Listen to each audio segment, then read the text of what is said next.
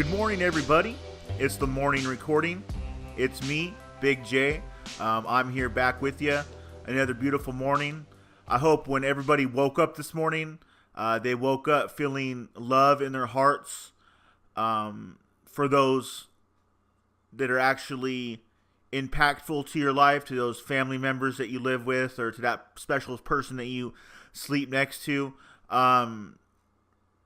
Remember to love with your heart and not to get so wrapped up emotionally in things that we truly cannot change.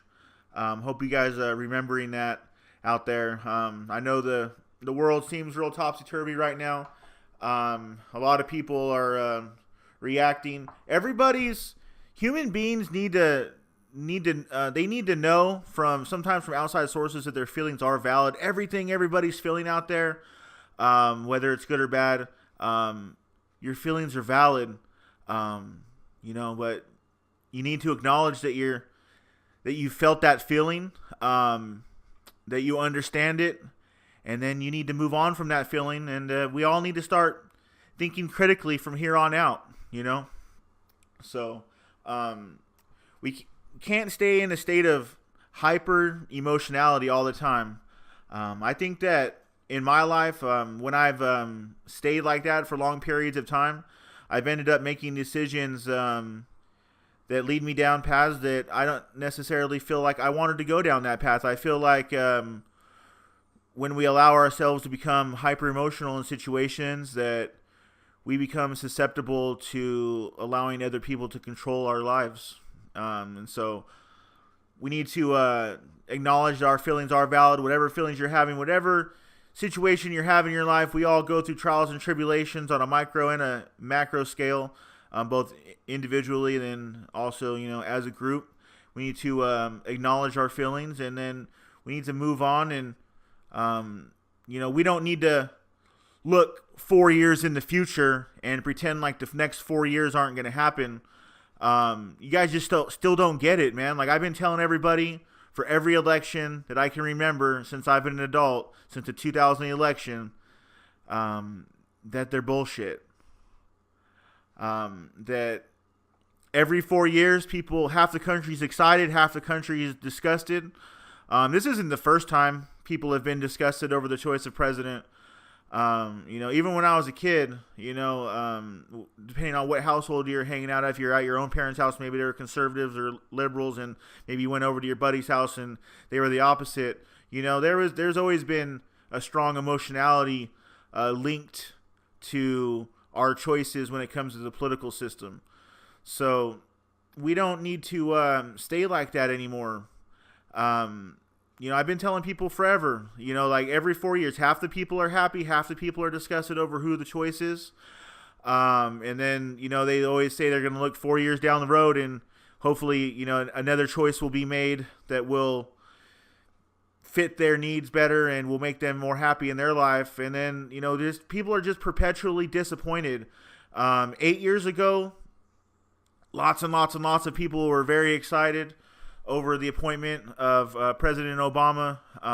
He didn't really do everything that he said he was going to do, at all. Like, he didn't stop any of the wars. You guys don't remember 8 years ago, he said he was going to pull all the fucking soldiers out. His whole campaign, that's one of his main speaking points. He was going to stop the wars because people were so ready for revolution after 8 years under George W. Bush. And, it's always the same fucking thing. It's a perpetual cycle, of excitement to letdown. It's always emotional. They keep you on these emotional roller coasters, Like I said, we need to move past that.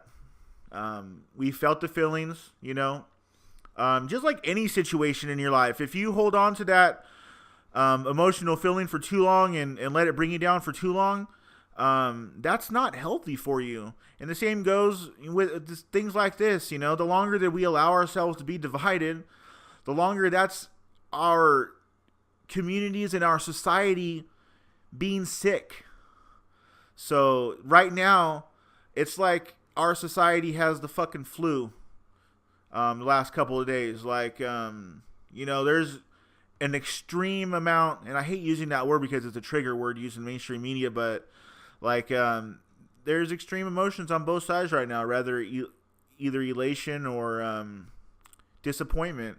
And both of those need to balance out, and everybody needs to meet each other in the middle.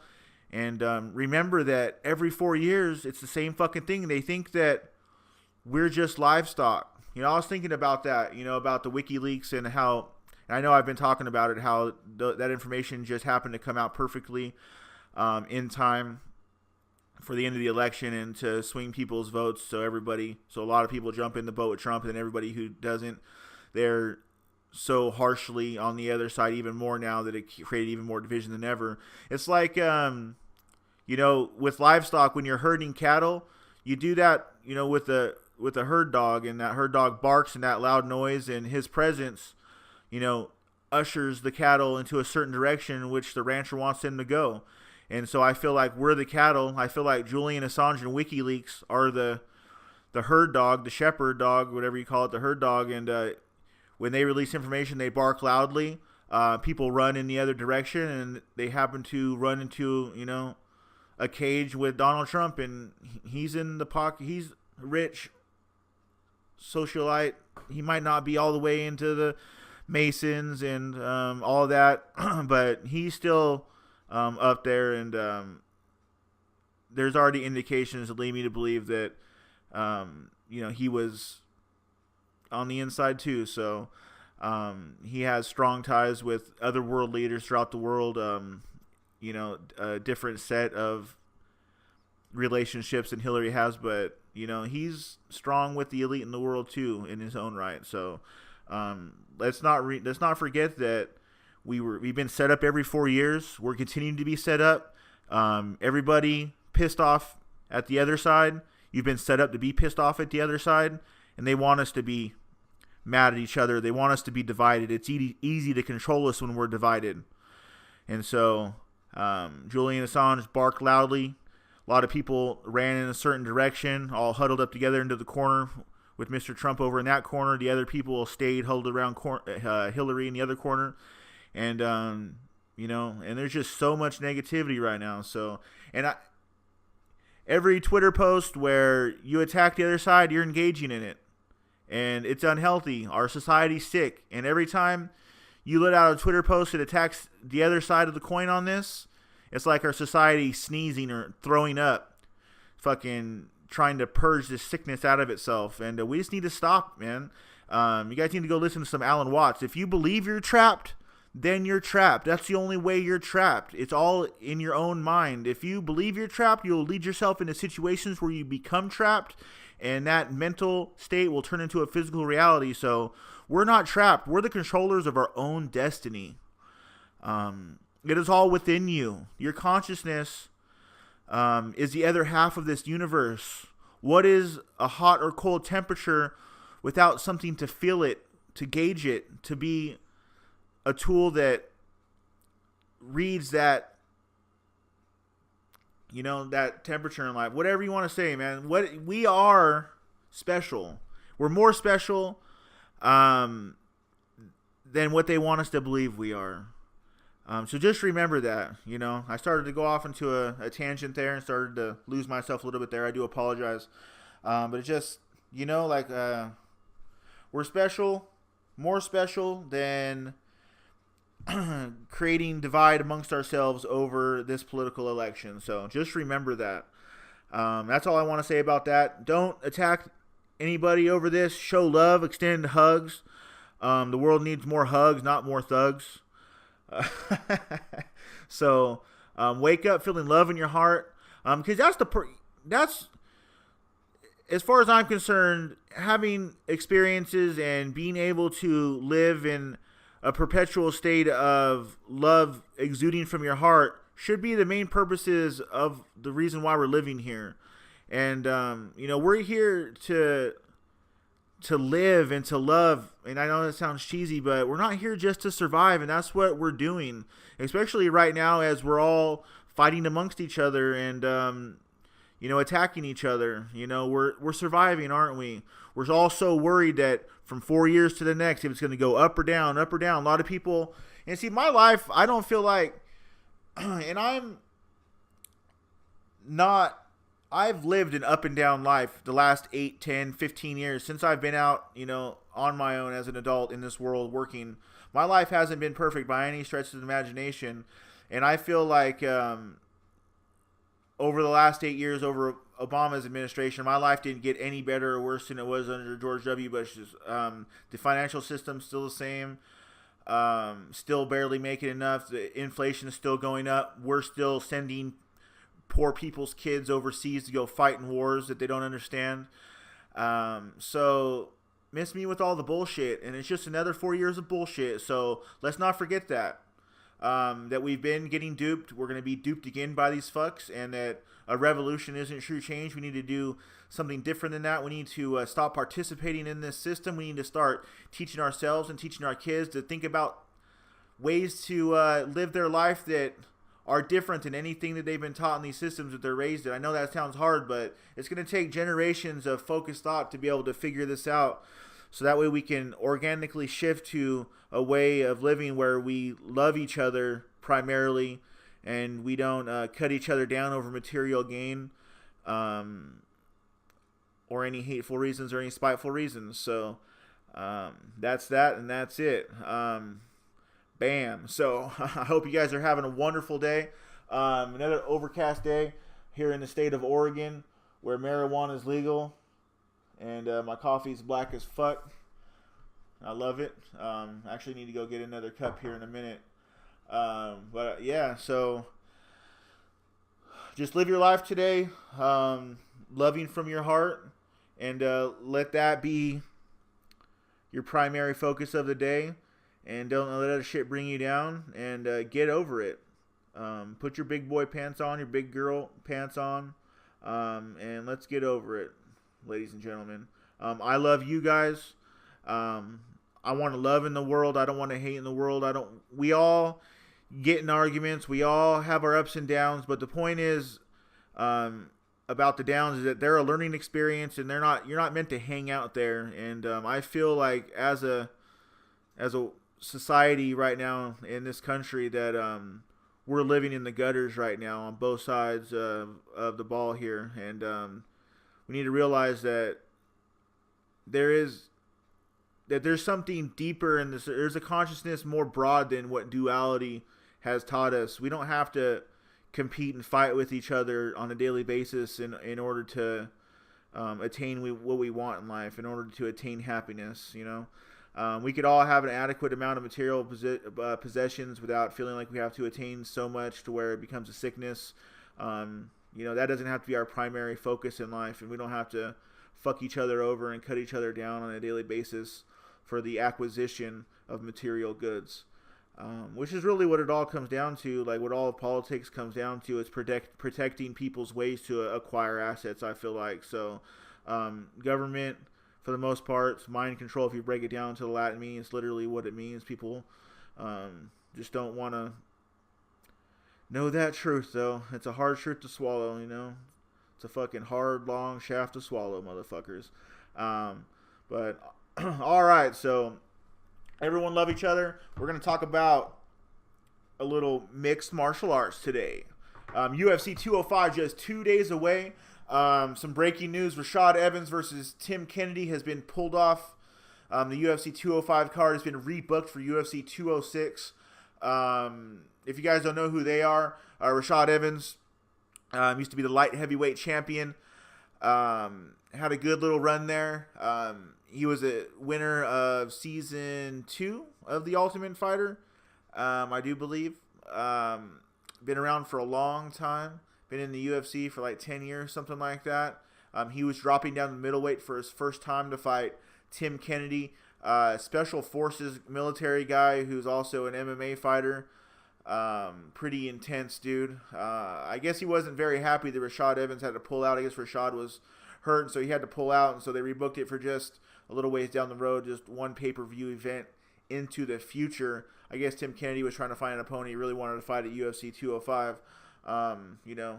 Maybe there was a reason for that. Maybe he has to go, do some war type shit overseas, some things that I don't really agree with, but anyways, he's a bad motherfucker. He gets in the cage and throws down, and so he's got balls. But so that fight's off of there. So we're gonna talk about some of the other fights going on. A few days ago, I talked about the 3 title fights going on at UFC 205. Joanna Jędrzejczyk versus Karolina Kowalkiewicz. Probably said that wrong again. Every time I say it, I feel like I say it differently. So that's going to be a great fight right there. Jędrzejczyk is a heavy favorite. On your favorite daily fantasy sports site, where you can do daily fantasy lineups and games and such, you guys probably know which one I'm talking about here. I'm not going to say the name because they don't sponsor me, and I don't have any legal right to say their name, but I'm going to tell you that Jędrzejczyk is worth quite a bit. So if you guys don't know, the format for fantasy MMA, daily fantasy MMA, has changed a bit. It used to be that you would pick 5 fighters, fill your roster with various. Each fighter had a various salary based on if they were either a favorite or an underdog coming into the fight. Usually these salaries line up pretty closely to like the Vegas odds. Like if they're a big favorite in Vegas, they're usually going to have a pretty large salary here on this website. But now they changed it. I guess maybe they thought that in certain situations where fights were so even that it created a funny algorithm with just picking 5 fighters, so they changed it to 6 fighters. It makes it a little bit more complex, and the good fighters don't have as high of a salary as they used to. So it used to be with 5-fighter setup structure in fantasy MMA that the high-paid fighters would be like right around between 10 and 11,000, and sometimes even over 11,000. The highest I've seen, I think, was like 11,600 one time for a fighter. But now with 6 fighters, it brings down it closes the gap for salaries. The weaker fighters, their salaries aren't as low as they used to be, and the not the weaker fighters, but the underdogs, their salaries aren't as low as they used to be, and the favorites, their salaries aren't as high as they used to be. So Joanna Jędrzejczyk, her salary, she's a heavy favorite, $9,300, and the new structure, that's a pretty heavy favorite there. KK's salary is just $6,900. KK has an average of 79 fantasy points per fight. Joanna Jędrzejczyk has an average of 95 fantasy points per fight. Plus, she's a favorite, a heavy favorite. So, and then she's beat Karolina Kowalkiewicz before in an amateur fight, like I said previously. So she's definitely my pick going into that fight. Whether or not she'll fit into a lineup for myself on daily MMA fantasy is a different story. We're gonna put that together. I'm gonna put together a lineup on the fly here with you guys in a few minutes after I go over these title fights again. So again, my pick for the female strawweight championship fight would be Joanna Jędrzejczyk over Karolina Kowalkiewicz. I do believe it'll come by way of decision. It's going to be a technical stand-up fight, and JJ, I believe, will be a slow-rolling train that will start to gain momentum as the fighting goes on. A lot like how she did, what's her name? The Canadian girl. I just lost it in my mind there a couple of fights ago. Anyways, Joanna Jędrzejczyk has had other fights like this with other technical stand-up fighters, and I believe it'll go right around the same way. Joanna Jędrzejczyk by a 5-round decision, unanimous decision. I believe she'll slowly and efficiently pick apart KK. Moving on, and Valerie Letourneau, by the way, that is who Joanna Jędrzejczyk fought, Valerie Letourneau. And she picked her apart methodically in that fight.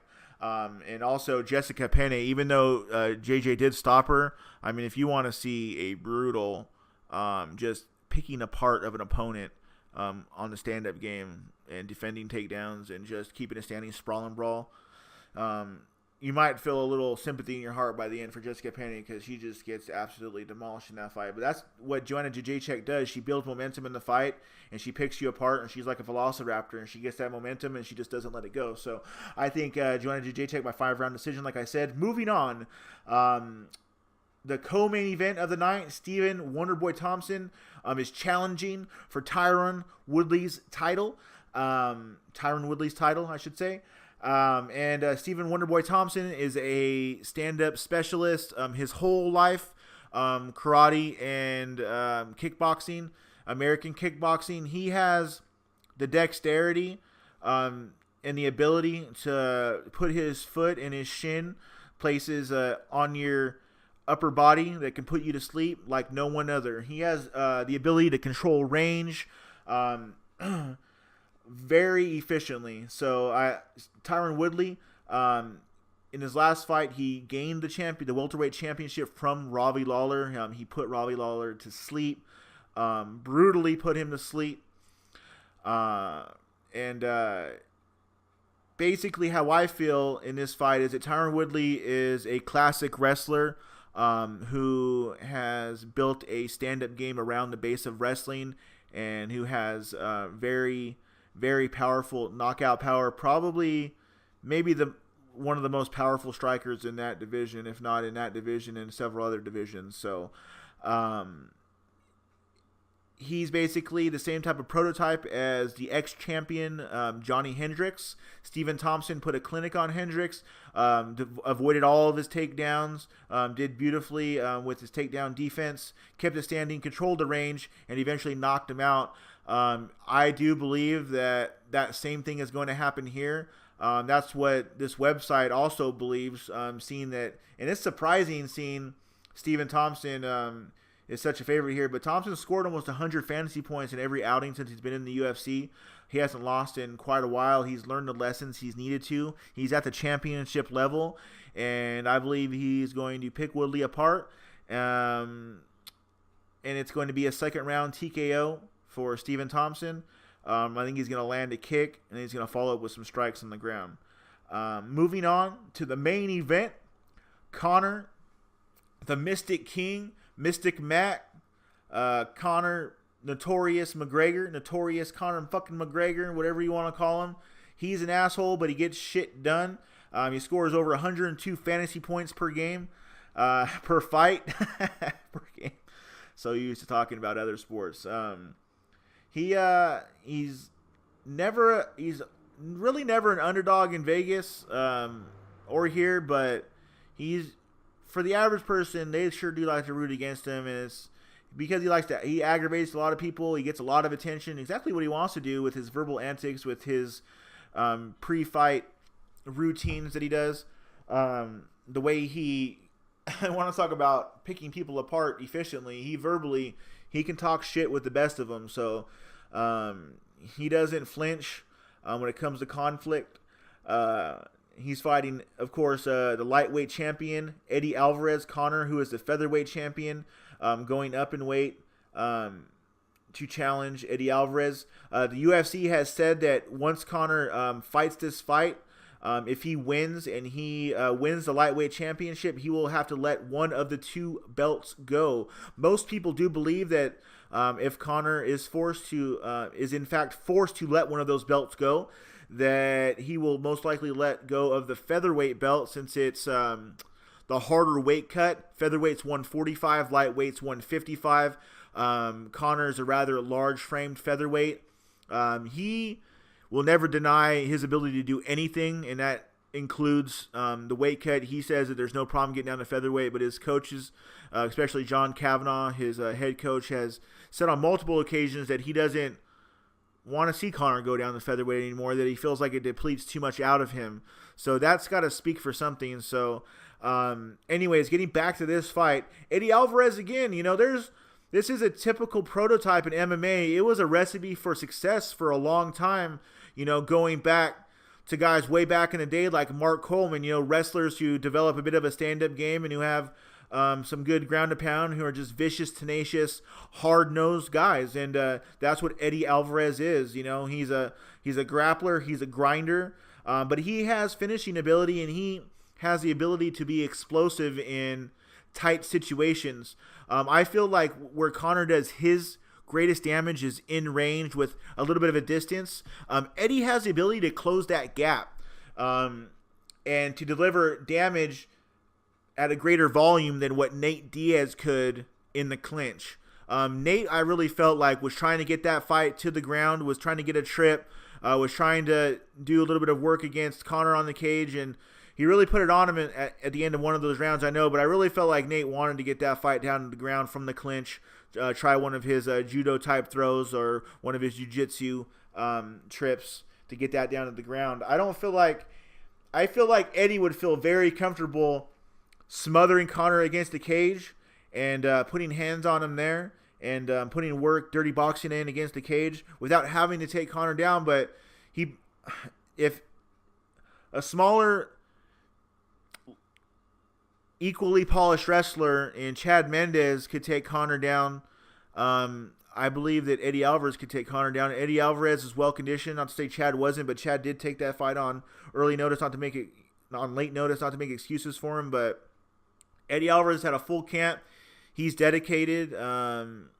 He's probably got a picture of Conor McGregor on his punching bag at the gym. It's how much Conor McGregor has probably bothered him, especially by speaking publicly about Eddie's, contracted salary and things like that. That's personal, man. Like, I would be heated. I would be unleashing a verbal tirade right back at fucking Conor if I was Eddie. But I think people already understand that when Conor speaks, he almost has the audience on a hook already. It's like when The Rock speaks at a WWE event. The audience is already, they want that little adrenaline surge of being able to laugh when he says something. So when they don't even have to necessarily always hear the words Conor says. They have to hear the pattern, the way the words come out, the way he delivers those words. So they hear that pattern, they hear that one or two liner, and and it is, the shit he says is funny, but he already has them. So that's what makes it hard for other fighters now to even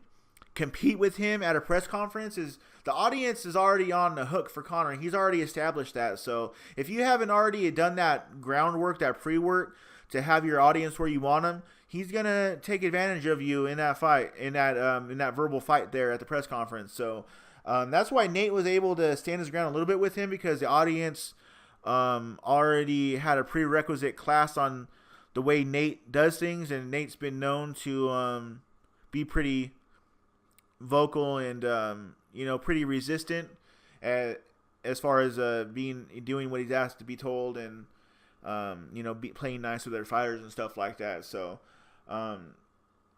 it's a hard one to call. I almost always bet against Conor for some reason, because I always find some reason to convince myself that he's going to lose. But I just have a feeling that Conor's going to land that left on him. And I think it's going to come in the first round. I think if it's going to happen, it's going to have to come in the first round. And that's when Conor has his most explosive knockout ability. I think as the fight goes on, he's now, like in the Nate Diaz fight, like he did get tired, but he got really fluid as well in the later rounds. And which is what, boxing coaches or stand-up coaches want. They don't want you to tighten up. And he usually doesn't in the first round either, but that's when he has that quick twitch, explosive knockout power. As the rounds go on, his fluidity changes and he becomes really fluid, but the knockout power might not necessarily always be there in the later rounds. So I believe this one's going to be, and people who know me are going to be disappointed that I'm going for Conor on this one, but I believe it's going to be a first round knockout by Conor McGregor. So I think in all three title fights, I think all three fighters who are favorites on Daily MMA Fantasy are going to win. And that means that you're going to have to find, most likely, if we were to put all three of them in a lineup, and we're just going to go ahead and do that right now. So Conor McGregor is 8,600. Stephen Thompson is 8,800, and Joanna Jacek is 9,300. So this leaves us with an average of 7,700 left for our last three spots in our lineup. So, just the next fight down, even though, so we're going to pick one more fighter from one of the main card fights, and then we're going to delve into the prelims, because you need to include a couple of prelim fighters if you're going to win a contest here, because more people pick main card fighters, just the way it goes. So you need to create a more interesting lineup and pattern here in order to choose something different than what possibly another player has chosen. Because even if you choose a winning lineup, if you choose the same lineup that 40 other people chose to make that winning combination, you have to split the pot with all of them. So oftentimes there is a greater scoring lineup that nobody chooses that is out there. So that's what I'm seeking to find when I do this. So, but just the next fight down is a real interesting one for me. Chris Weidman versus Yoel Romero. I mean, all these fights are interesting, but Chris Weidman and he has an average of 96 fantasy points per fight here, but I almost feel like, and he's not old, he's not even older, he's still a young man, but that maybe that the peak that he hit when he defeated Anderson Silva, that he's still in a recession from that. He's very, very hungry, and I know he's a big, strong guy. The thing about Chris Weidman is that most of the time his advantage over other middleweights is that he's a very large middleweight, and he's stronger than him. He intimidates him. He backs him up. Things like that. He's fighting Yoel Romero. And if you guys have never seen Yoel Romero fight before, or you don't know who Yoel Romero is, he is a comic book looking, freakishly strong, fast, athletic man.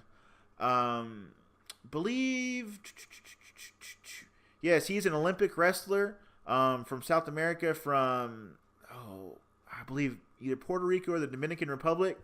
Not fact checking this as I go along, obviously. I'm just here on the website going off of what I can remember here about him. But he is a well-rounded fighter. Chris Weidman's going to have a hard time taking him down. Yoel Romero's center of gravity is very low as well. He's a very high-level wrestler. And Chris Weidman's a great wrestler, too, and he did great in college. But Yoel Romero has a next-level pedigree in wrestling. And I don't think that Chris Weidman's going to be able to take him down and be able to do his best work. I really feel like Yoel Romero could upset Chris Weidman in this one. He beat Jacare Souza. He's beat Tim Kennedy, even though that one was very, very controversial because Yoel had some extra time coming out for the third round, and Tim had him hurt in the round before that, and Yoel ended up knocking him out. But Yoel Romero is an absolute savage beast, well-rounded. Chris Weidman's not going to be able to take him down, I don't think, and I don't think Chris Weidman's going to be able to knock him out on the feet either. I don't know how the finish is going to establish itself in this one, but I do think that Yoel Romero can finish Chris Weidman, especially early in the fight. Yoel Romero is the underdog in this one, a salary of $7,700, which is exactly what our average is for a remaining salary per fighter. So we're going to go ahead and put Yoel Romero on our card there. The next couple of main card fights, Donald Cerrone versus Kelvin Gastelum and Miesha Tate versus Raquel Pennington. Those are amazing fights. We may come back to Miesha Tate versus Raquel Pennington. Raquel Pennington is on an upswing in her career right now. She's very underrated. Miesha Tate was just knocked out brutally. Miesha Tate's never been hit like that before, I don't think. And Raquel Pennington's salary is just $7,100. If we were to pick her, it would leave us with quite a bit of salary for our last fighter. We might even be able to pick a favorite somewhere down on the card. So, actually, we need to keep it interesting, though. We need to check out some of these prelim fights before I just go with Raquel Pennington here. Let's see here.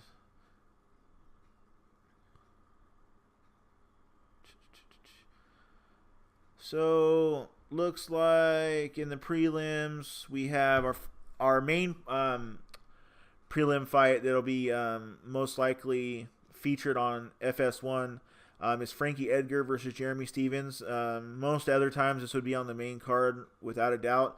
They've stacked this fight so much. In fact, this fight is stacked so much that if you're new to MMA, to the UFC, if you'd like a first pay-per-view card to dip into the pool with, and watch all the way through and learn a little something about MMA, this would be a great one because for the most part, all of these fighters are already established, and the UFC is really trying to put out a product right here to entice new fans to be excited about this product. They're going to a market they've never really been able to tap into before, and they really want people to know what they're about. So they really put together probably the deepest card. Even though Tim Kennedy and Rashad Evans just got pulled from this card, it's still one of the deepest cards of all time. So we're not going to go with Frankie Edgar versus Jeremy Stephens because Frankie Edgar, I do believe, will beat Jeremy Stephens one way or the other, and he has a $9,200 salary. Jeremy Stephens just $7,000. I don't think Jeremy Stephens can pull it out. The fight down from that, our next prelim fight, Khabib Nurmagomedov versus Michael the Menace Johnson. Michael Johnson coming from his last fight where he put on a dominating performance. And Khabib Nurmagomedov hasn't fought, I believe, for 2 years. But Khabib put in a lot of good work before he was out for a long time with injuries. He's a guy that a lot of people think should be in a title fight right now against Eddie Alvarez instead of Conor McGregor. In fact, I guess Khabib almost had that fight signed, and then they decided to go with Conor last minute. Khabib's a favorite in this one. Khabib is a wrestling superstar. I don't know what to say about that. He's just a wrestling badass. He's one of these guys who can just take down the majority of the men he's standing across from. And Michael Johnson, although he has a wrestling base as well, he's a lean lightweight. He has long limbs. I think that Khabib's going to be able to grab onto one of those limbs, take him down. I think he's going to pound him out on the ground, ground and pound for a finish, probably within the first couple of rounds there. It's just a 3-round fight. Probably within the second round, though, I think Khabib will finish Michael Johnson, and it's going to make a big statement coming back from a long hiatus there. So Khabib averages 107 fantasy points per fight. He's the favorite. $9,000 is his salary. Michael Johnson, his salary is $7,200. We already have our favorites on our card here on our lineup. If we wanted to create a secondary lineup, Khabib is one of our favorites that we could go with. But I am going to pass on him for now. So we're going to go down further into the prelims here. Tim Boetsch versus Rafael Natal. This one's a pick'em. Their salaries are even, $8,100 each. It's too close to call. I hate to use that term. I'm using that term because that stupid ass election is still in my mind. Tim Boetsch versus Rafael Natal is even as far as what they believe the outcome will be as far as the betting odds go. We're not going to go with either of these guys. Most likely, I feel like this fight will be a 3-round decision. The winner will probably have 45 to 50 fantasy points by the end of this thing. You get 25-point boost for winning the decision, and the winner of this one probably won't have too much more than that going into where the decision lands. So we're going to stay away from that fight there. The next one down, very interesting. Bilal Muhammad, who his nickname is Remember the Name, which is kind of a silly nickname, but his first 2 fights in the UFC, he has shown an ability to absorb punishment and then deliver his own punishment and finish those fights. He's a slight favorite over Vicente Luque, who was a member of I believe American Top Team. No, he was on the season of The Ultimate Fighter where it was American Top Team versus the Black Zillions, and I actually I can't remember which team he's on, to be honest with you, but I do remember himself. He does have finishing ability. But this fight, I'm going to stay away from. It could go either way, honestly, and I'm not sure which way it's going to go. And so we're going to stay away from that one. The salaries are very even.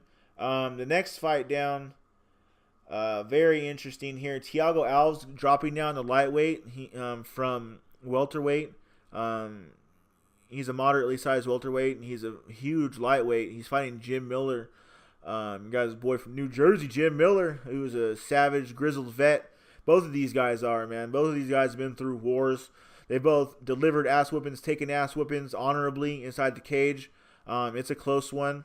In this one, I feel like Jim Miller's speed as a lightweight and his tenacious jiu-jitsu is going to get get it done in this one. So what we're gonna do is we're gonna try to make a decision between Jim Miller and Raquel Pennington. And I honestly feel like Raquel Pennington might beat Miesha Tate, but I think it's probably going to be a decision. Miesha Tate's incredibly hard to finish. And not only that, Miesha Tate, even though she got knocked out last fight, like I said before, you don't get knocked out in every fight just because you got knocked out in one fight.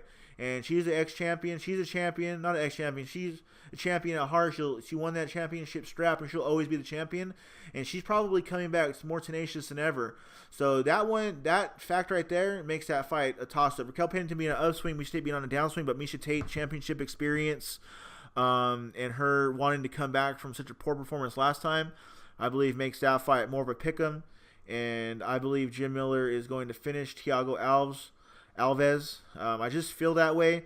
Thiago, even though he's bigger, bigger is not always better, and sometimes speed kills. So Thiago's a brutal stand-up fighter, though. So I mean, I could eat my words on this one, but I think that Jim's gonna jump on him and grapple with him, and is gonna tap him out. So we're gonna go with Jim Miller. So that leaves us 7,800, and we're gonna go ahead and work back up into the card here. We didn't talk about Shukagan versus Liz Carmouche, and that is Caitlin Shukagan. She won her first fight in the UFC by decision, and I watched that fight, and she fought a good fight, but I don't think that there's going to be a finish in that fight. That's going to be a decision fight, and decision fights just don't pan out and pay out as much fantasy points as finishes do. So we're looking for finishes here. So we have 7,800. We're going to go back up to the card here. We're going to look at Donald Cerrone versus Kelvin Gastelum. Both of these guys have the shitload of heart. They've both proven to be able to finish fights. Donald Cerrone looked like he was absolutely in the zone. He was in the quantum field when he beat Rick Story, when he hit that 4 punch and kick combo. He says it's just a simple 4-hit combo, but man, that was absolutely beautiful. But Kelvin is tenacious, and people always underestimate him for some reason, and he always finds an ability to get the fight where he needs to get it in order to win. And Donald Cerrone is more of a guy that he fights off of a feeling and getting in that zone. And Kelvin, a lot of times, strategically understands where he needs to put the fight in order to win the fight. And so I think Kelvin is going to be able to do that in this fight. I think he'll be able to put Cerrone maybe against the cage and then take him down against the cage and ground Cerrone out. Remember, Cerrone's coming up again to welterweight from lightweight. I know he's been at welterweight for a while now, and for a few fights now, and he's looked great. But Kelvin, I believe, is going to be able to smother him, put the pressure on him to where Cerrone won't be able to get off those beautiful techniques. And I don't think Cerrone's going to throw up the triangle.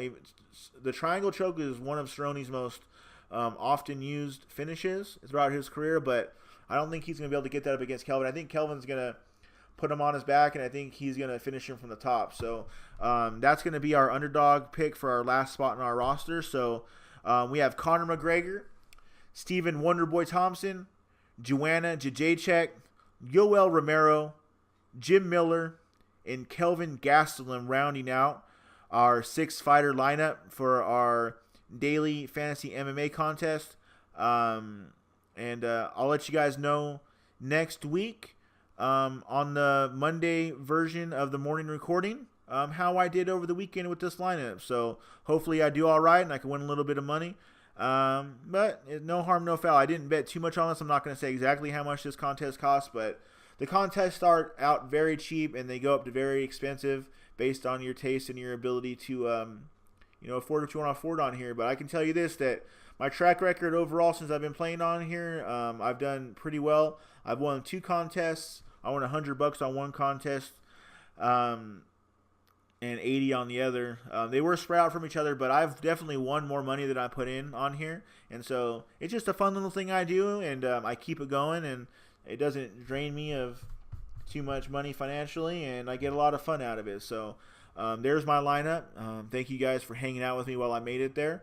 Thank you for listening. If I gave you guys any good advice or tips on any of these fighters or on your own lineups, that make me feel good. So the main point is that we're all just having a good time,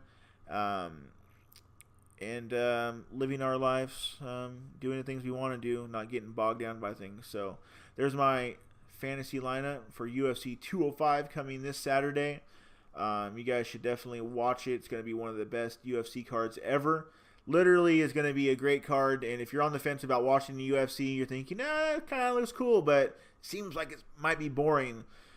These fights are not going to be boring. These fights are filled with straight technical savages. So you guys should definitely check that one out. So 45 minutes into this thing. Wow. So thank you guys for hanging out with me.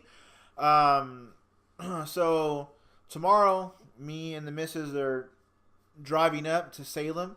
We live in Southern Oregon. We're going to be driving up to Salem, which is the state capital. She's going to show me around. I guess she used to live up there. So she's going to show me around and show me the sights. And I guess you can sit like at the fake governor's desk and take a picture and do like cheeky tourist stuff. So we're going to do some of that. We're going to grab a bite to eat.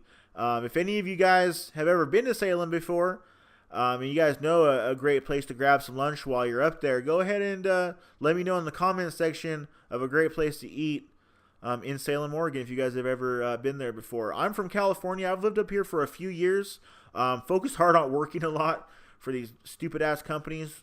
While I've been up here, of course, that's the same thing I was doing in California.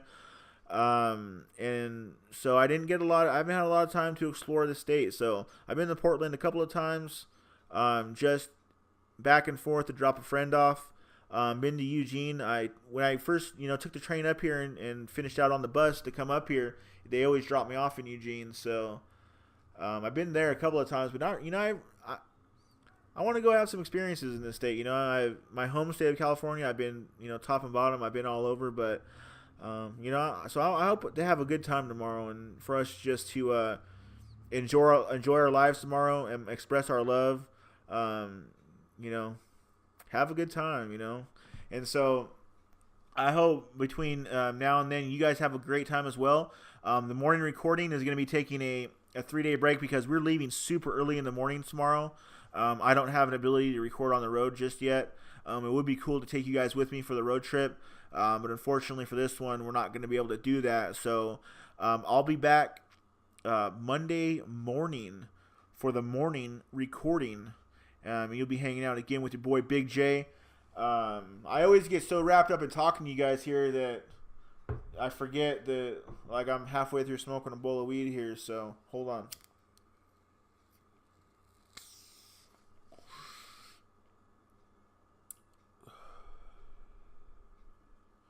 Whew, there we go.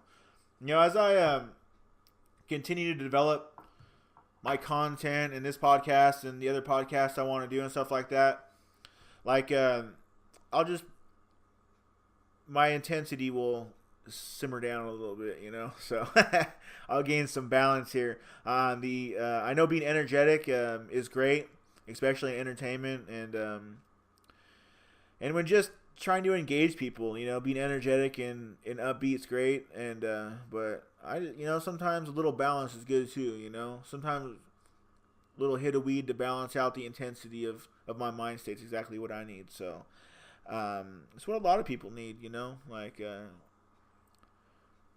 have to go do heroin and fucking go to sleep for 3 days to hide from the pain that you're feeling, okay?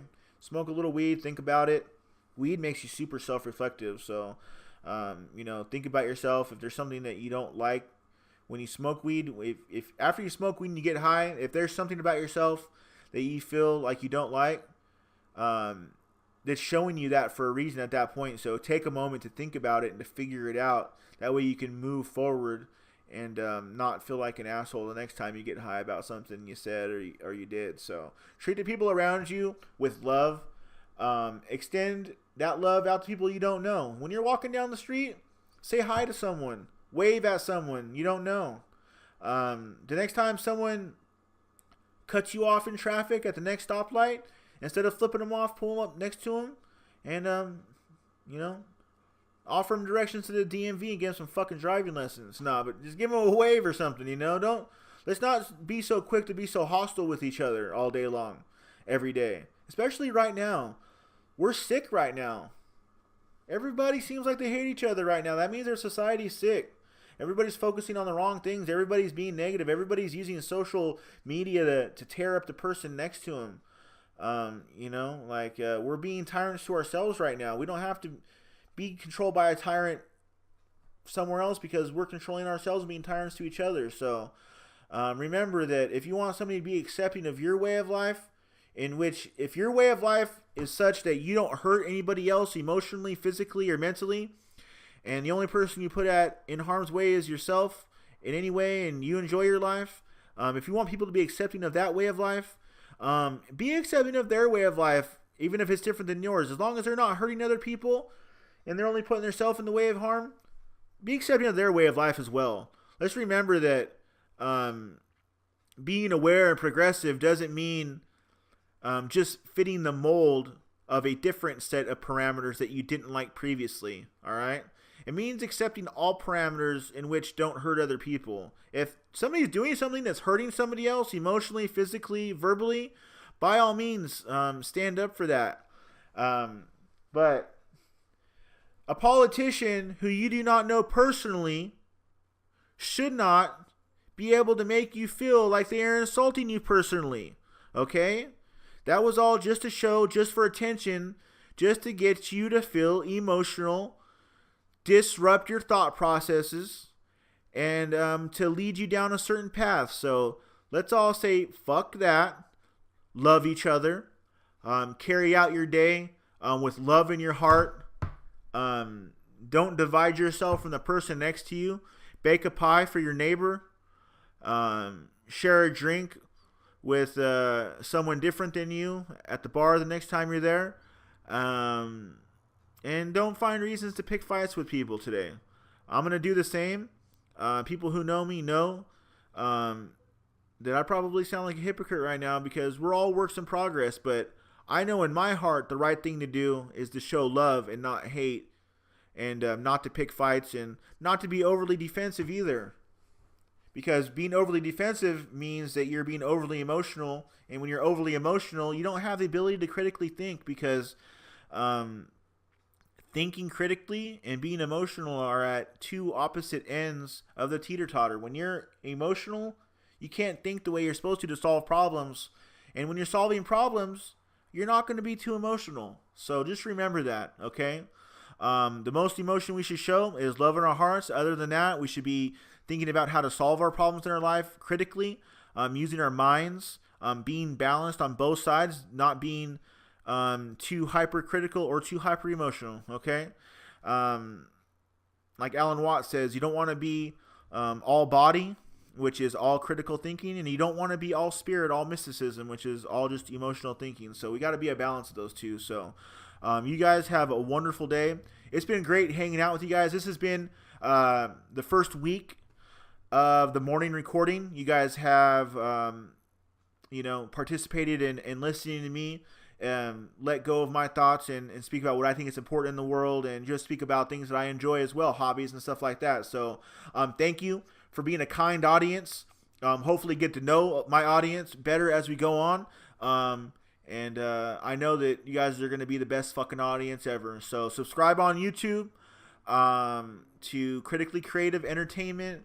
And I'm on iTunes now. So you guys can download my content on iTunes as well. So Critically Creative Entertainment on iTunes. The morning recording should be on there. Might be hard to find because, I'm still getting this out there. My rankings everywhere are probably still pretty low. But if you're already here, that means you're already here, motherfucker. You already know where I am. So stay with me. I'm going to continue to speak my mind freely, to preach the message that we should be loving each other. I'm going to continue to break things down that I enjoy breaking down, and I'm going to continue to hang out with you guys. I'm going to continue to be me. Nobody else has broken me from me, and that's never going to happen. So you guys remember that. Live your lives out of love and for those you love, and just be like that, and and don't be hateful and spiteful today. All right, I'm going to stop repeating myself. You guys have a wonderful day. This has been The Morning Recording. Have a great day. Bye-bye.